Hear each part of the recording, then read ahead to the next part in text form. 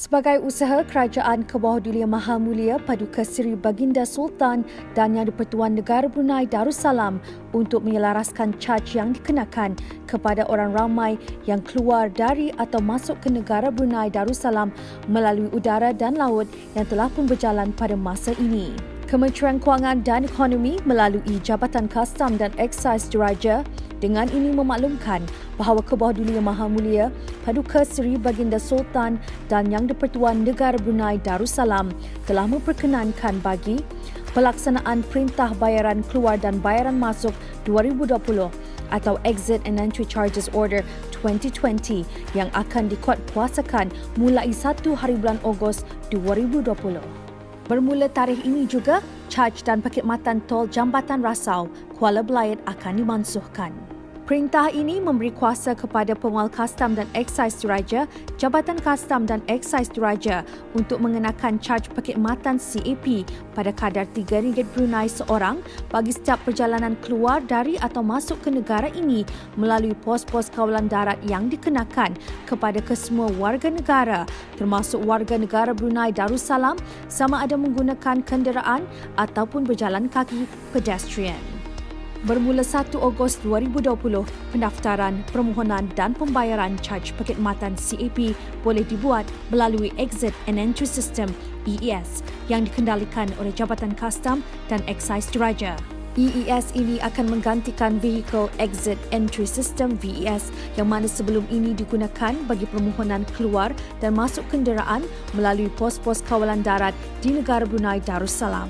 Berikut adalah tata cara pendaftaran, permohonan dan pembayaran caj perkhidmatan CAP melalui Exit and Entry System EES. Langkah pertama, setiap pemohon hendaklah mempunyai email yang sah yang mana email ini akan digunakan sebagai pengesahan penerimaan pendaftaran akaun EES. Langkah kedua, daftar akaun EES. Sila layari laman sesawang yang tertera. Sila tekan pautan daftar di sini, register here. Sila masukkan alamat email dan maklumat peribadi di petak yang bertanda asterisk. Pastikan maklumat yang dimasukkan hendaklah betul. Kata laluan mestilah mengandungi sekurang-kurangnya 8 karakter. Sila semak petak pengakuan dan tekan create account, wujudkan akaun. Pemohon akan menerima one-time password OTP melalui email yang telah didaftarkan. Untuk mengaktifkan akaun EES, pemohon boleh menekan pautan yang dihantar melalui email bersama OTP tersebut. Seterusnya, pemohon akan dibawa ke halaman OTP dan hendaklah memasukkan OTP yang telah diterima bagi proses mengaktifkan akaun EES. Pendaftaran akaun EES ini hanya perlu dibuat sekali sahaja bagi pemohon yang baharu.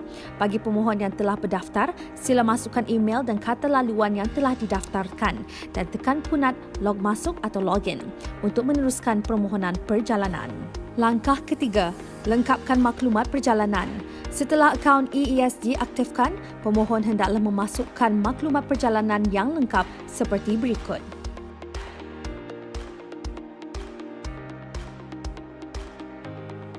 Lengkapkan kaedah perjalanan sama ada menggunakan kenderaan atau tanpa kenderaan. Jenis perjalanan sama ada satu hala atau pulang balik dan pos kawalan yang akan dilalui. Seterusnya, isikan maklumat kenderaan yang akan digunakan.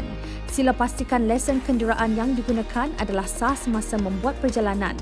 Bagi pemohon yang bukan pemilik kenderaan, hendaklah memastikan surat kebenaran menggunakan kenderaan daripada pemilik dibawa bersama semasa perjalanan. Sila lengkapkan maklumat orang-orang yang mengikuti perjalanan. Sila pastikan dokumen perjalanan seperti pasport hendaklah sekurang-kurangnya sah tidak kurang 3 bulan sebelum membuat perjalanan. Jika pemohon memilih kaedah perjalanan sebagai berjalan kaki atau pedestrian, pemohon akan terus dibawa ke halaman maklumat orang-orang yang mengikuti perjalanan ini. Langkah keempat, pembayaran caj perkhidmatan CAP. Setelah maklumat perjalanan telah dilengkapkan, pemohon boleh membuat pembayaran caj perkhidmatan CAP melalui dalam talian online sama ada pembayaran terus dengan menekan punat Pay Now atau menangguhkan pembayaran dengan menekan punat Pay Later. Bagi pembayaran terus, pemohon akan dibawa ke e-payment gateway untuk membuat pembayaran secara dalam talian dengan menggunakan kad kredit atau debit. Jika pemohon berhasrat untuk menangguhkan pembayaran, sila tekan punat Pay Later. Pemohon akan menerima maklumat nombor rujukan bil dan nombor rujukan EES melalui email. Maklumat tersebut boleh digunakan untuk membuat pembayaran secara dalam talian atau melalui kaunter pembayaran bank, menggunakan kad kredit atau debit atau perkhidmatan pembayaran bil melalui online banking. Untuk membuat pembayaran yang telah ditangguhkan, pemohon bolehlah log masuk ke EES dan tekan punat Get QR bagi pembayaran secara dalam talian menggunakan kad kredit atau debit. Masukkan maklumat nombor rujukan bil dan nombor bilangan rujukan EES yang telah di-email bagi meneruskan pembayaran CAP sama ada menggunakan kad kredit atau debit. Setelah pembayaran dibuat, pemohon akan menerima kod QR melalui email. Bagi pembayaran menggunakan perkhidmatan pembayaran bil melalui online banking, pemohon perlulah log masuk ke dalam online banking pemohon terlebih dahulu. Seterusnya, pilih bagi perkhidmatan pembayaran kepada Jabatan Kastam dan Eksais Diraja dan masukkan nombor bilangan bil dan juga jumlah bayaran CAP. Bagi pembayaran melalui kaunter bank, pemohon hendaklah menyerahkan nombor rujukan bil kepada juruang bank.